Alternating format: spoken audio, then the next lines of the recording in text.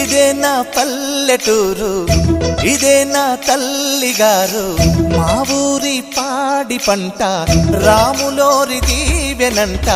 తల్లి గోదావరి నీళ్ళు కడిగే సీతమ్మ పాదాలు, ఊరంతా హాయ్ హాయ్ హాయ్, మనసంతా హాయ్ హాయ్ హాయ్. ఇదే నా పల్లెటూరు, ఇదే నా తల్లిగారు, మా ఊరి పాడి పంట రాములోరి దీవెనంట.